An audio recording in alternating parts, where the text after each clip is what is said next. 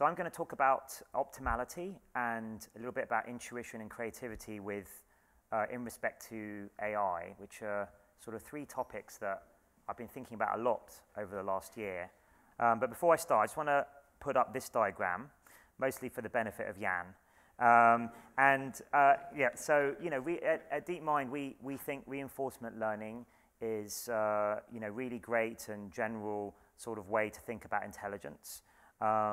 In the sort of very high-level sense of an agent that builds a model of the world around it based on its experiences and observations, including any rewards it gets.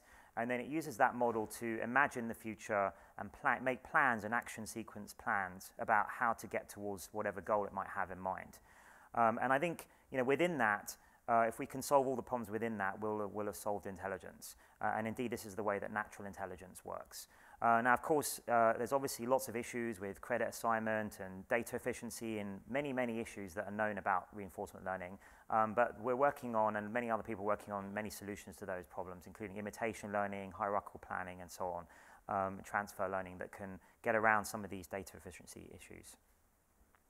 But with that, there's lots of things I'd like to talk about, but I've only got 20 minutes. So I'm actually going to focus most of this talk on AlphaGo and what's happened in the last year, but even actually as recently as the last couple of weeks, and the kinds of general things that we've taken from that in terms of our progress towards AI. So you can think of this as a proxy, if you like, for the progress we've made over the last year or two towards AGI.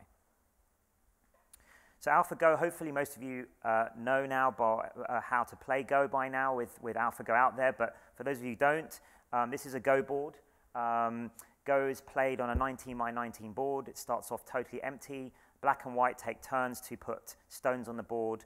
They can put them anywhere on the board, but once they're placed, they stay there, so they don't move on the board. Now, the aim of the game is very simple.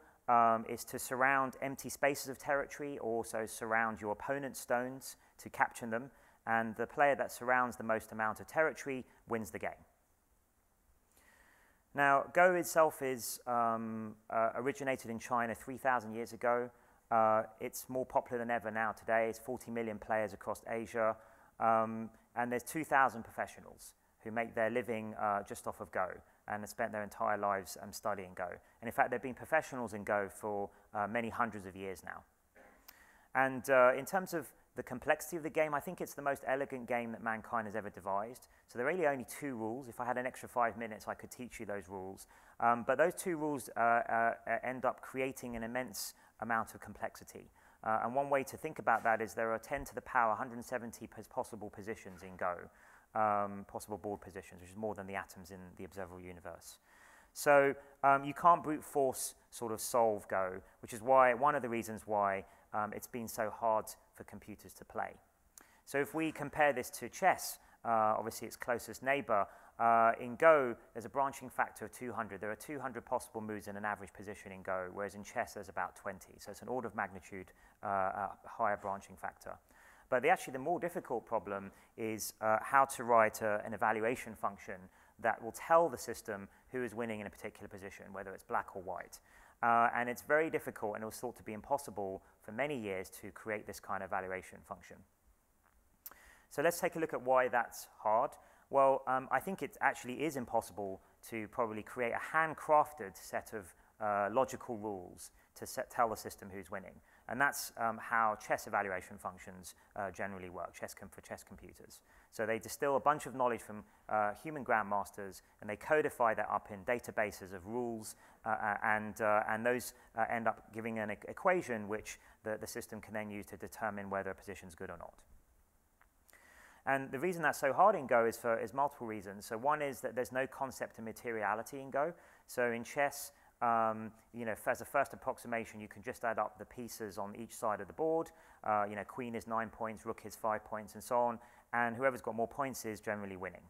In Go, all the pieces are worth the same. Also, Go is a constructive game. And in this sense, chess is a destructive game. And what I mean by that is in chess, all the pieces start on the board, and they get removed as the game goes on. So the game gets simplified as the game goes on. In Go, it's a constructive game. So the board starts empty, and you put pieces on the board. So that means if you're trying to evaluate a mid-game position, a complex mid-game position, you don't have all the information isn't just on the board. You also have to make a prediction into the future about what might happen. Whereas with a chess position in the mid-game, you have all the information there that you need to make that evaluation. Also in Go, very small change to even like one stone by one position, one square, can totally change the evaluation of the position. So it's very brittle to changes. And because of all this, the way humans get around playing this to a very high level is they generally use their intuition rather than calculating abilities like you would in chess. So if you ask a great Go player why they've made a particular move in a very complex game, they'll often tell you it felt right. They'll use those words. Whereas a chess grandmaster will never really say that. They'll tell you, I thought A was going to happen, then I was going to plan B, and then I thought C would happen. Now, that plan may not turn out to be very good, but they'll usually have an explicit plan in mind. With Go, it's much more implicit. So what we did to get around both of these problems is turn to deep neural networks. And in fact, we trained 2 neural networks to get around both of these 2 challenges. So we created a policy network that basically learned a probability distribution over moves, what moves were more likely to be valuable to assess. And this was initially bootstrapped from human data, actually amateur games from an online Go server, and then improved through reinforcement learning. So the program played against itself and improved those predictions until it could beat the human-trained version of the policy net. The second network we created was a value network, which took all of these games, self-play games, that AlphaGo had played against different versions of itself, and created a huge database of millions of positions where you had the position as the input, but you also knew the final result of the game. And that allowed us to create this fabled evaluation network. We call it the value net, which could give you a probability of who is going to win from that position based on the configuration of the pieces.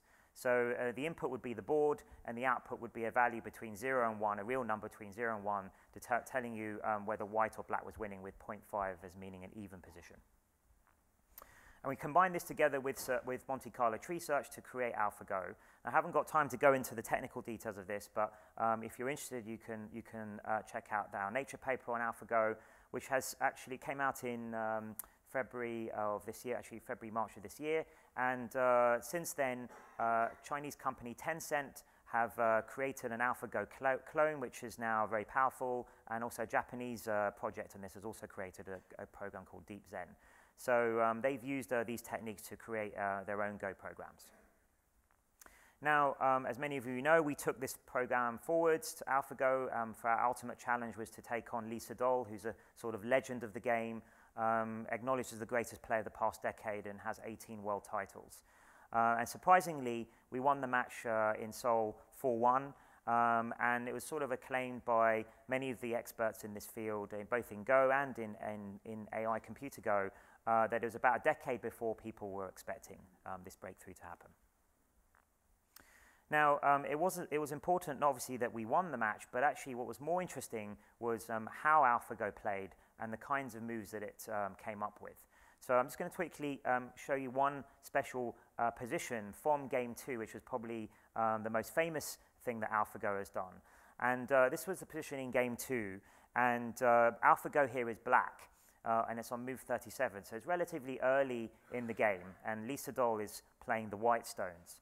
And AlphaGo played this move here on the right, hopefully you can see that at the back there, which is called a shoulder hit move, right next to the white stone here.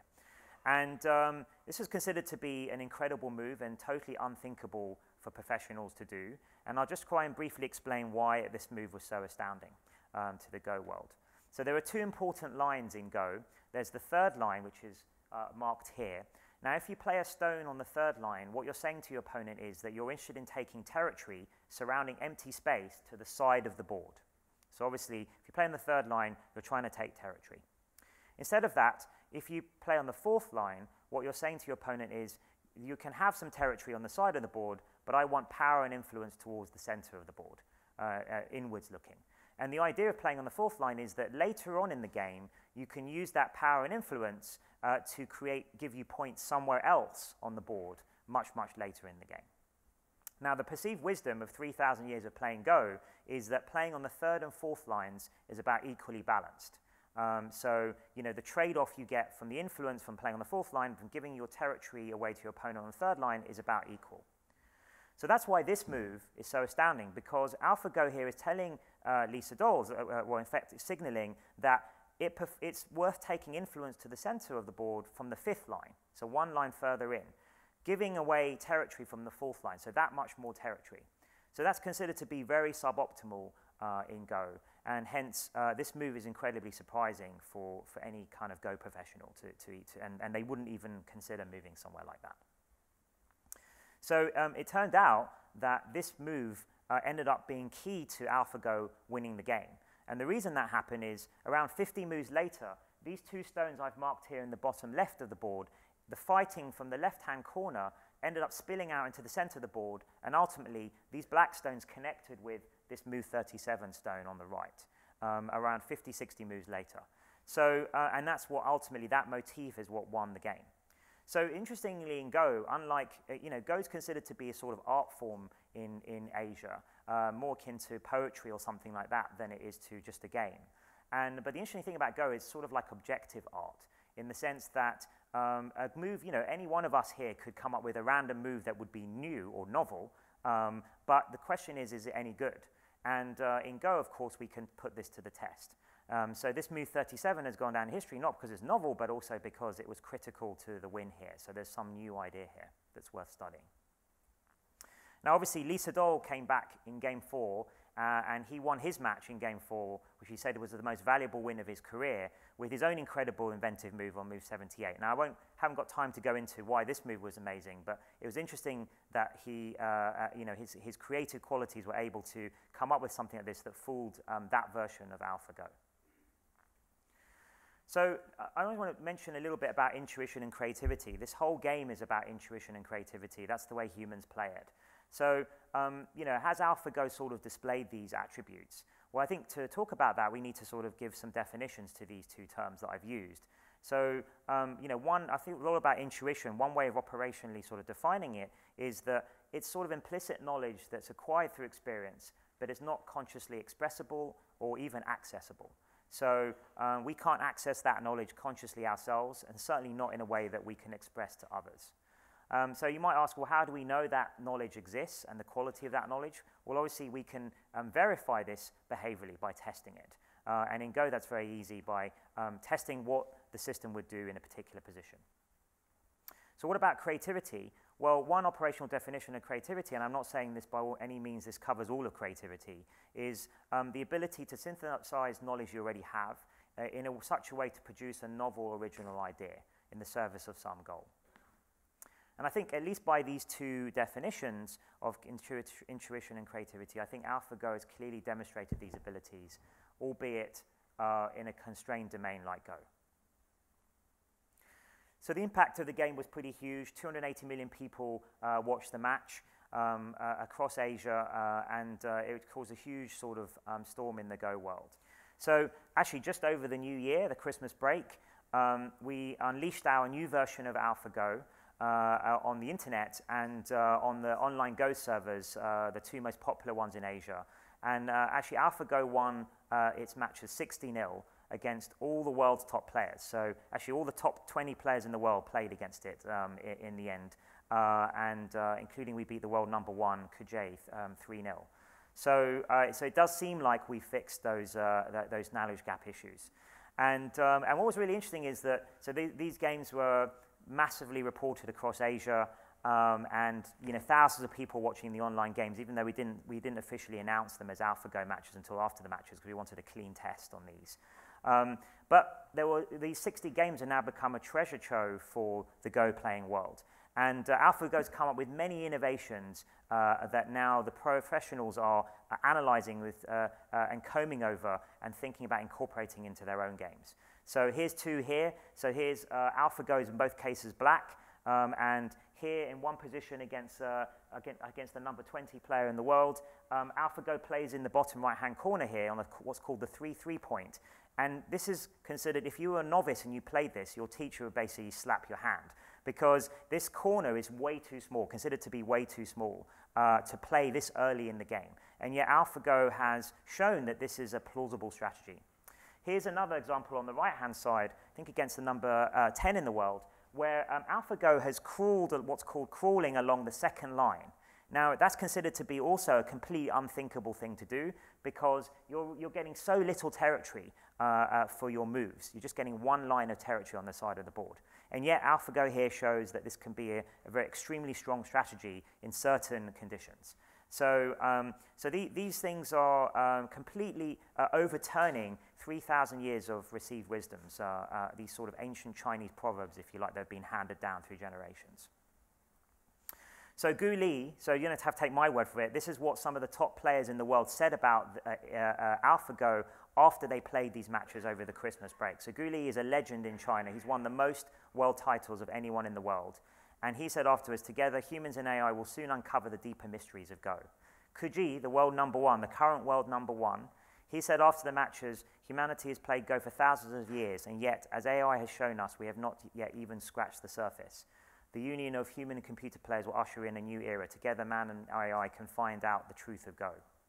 So this is really, for them, this is hard for us to understand in the West, but for them, this is kind of very profound exploration for them. It's a bit like the way we would explore science. So I think this is kind of an interesting paradigm for us to think about AGI in general in more topics as we improve AI techniques and they become more general. You know, the idea of humans and machines collaborating together cooperatively, I think, will achieve amazing things. And I think of AI as sort of, and human ingenuity augmented by AI tools as unlocking our true potential. So I think of AlphaGo as, for the Go players at least, a bit like the Hubble telescope is for astrophysicists. You know, kind of ultimate tool for them to explore their particular universe, in this case, the game of Go. So that made me think about optimality and discovering optimality and sort of, you know, these ideas of thinking how far off optimal are we? And in Go, this is a natural topic of conversation. They talk about it as how many handicap stones, how many head start stones would they need in order to be able to compete against God or perfect play. And the assumption was that the top players were around 2 stones away from perfect play. So that means if they got a 2-stone head start, they'd be able to beat a perfect player. And what we've shown is that after 3,000 years of study, this is not nearly sufficient enough to find optimal play. And we're actually a long way away from that. But the interesting thing is that unlike chess programs, I think AlphaGo is going to help humans get better at Go. Because this happened in chess, obviously, 20 years ago with Deep Blue and the sort of the following programs. But chess programs are generally better than human players because they're better tactically. They don't make any mistakes, and they have huge databases of both openings and endgames that are solved. So, for example, in endgames, I think the latest is any 9-piece or less position is now being solved offline by huge brute force. So obviously, no human player, you can tell a human player, you know, make less mistakes, that doesn't help them. Or you can say to them, you know, in this 8-piece position, we know that white is winning. But that also doesn't help. You know, they can't memorize millions of 200-move sequences. So, but AlphaGo is better strategically. And I think it's what it's actually we've shown in these sort of games we've played is that these are qualitative new ideas that players can potentially absorb and use in their own games. And this has already been happening. So I think the strength of human play is going to see huge improvement as we release more and more games of AlphaGo and eventually maybe the program itself. So I think what's happened here is that we've shown human players that are actually been stuck in a local maxima. And we've shown them that this can be broken out of. And maybe this is going to usher in a new era of Go. Many people are talking about this as in history of Go, there's been 2 big giant leaps of progress. One several hundreds of years ago with more modern Go techniques, and then one again in 1930s with this legendary player called Go Saigen, who was in his prime in the 30s and 40s. And it's been thought that human players improved by 2 stones during that period. When Go Saigen introduced all these new ideas. And people are talking about this AlphaGo era as maybe a new era in Go like that. So AlphaGo's enabled these fascinating mysteries to be explored, but there are countless other domains that also suffer from this kind of combinatorial explosion. Obviously, we're not doing this just to play Go. We want to use these general techniques to use in other areas. And we think of AGI as the ultimate tool for us to investigate and explore the universe around us. And I think, here there are many, many areas of science I think we can apply this to. And here are two examples I think that would be particularly, I think, amenable to this sort of approach. Material design, like superconductor design, and perhaps drug discovery, I think might be two areas where we can apply these kinds of techniques.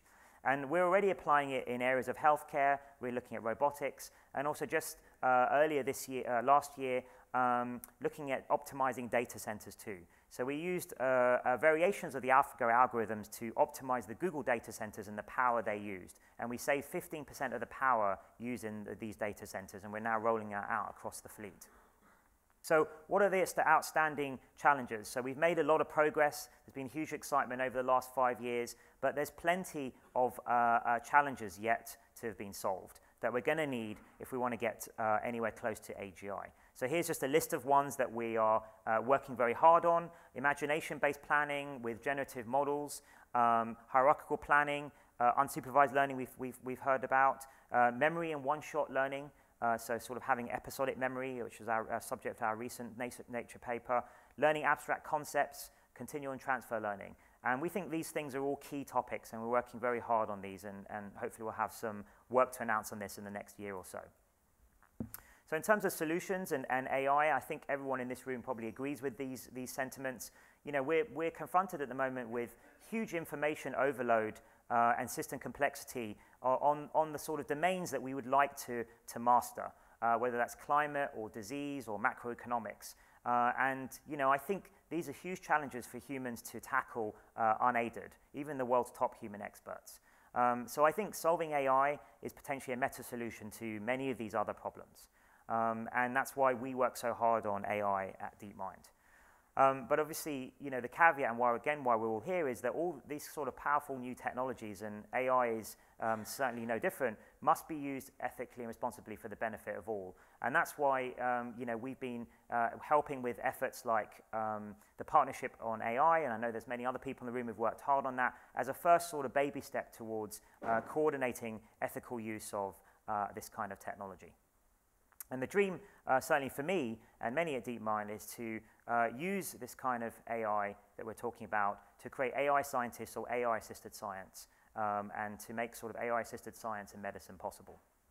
Thanks for listening.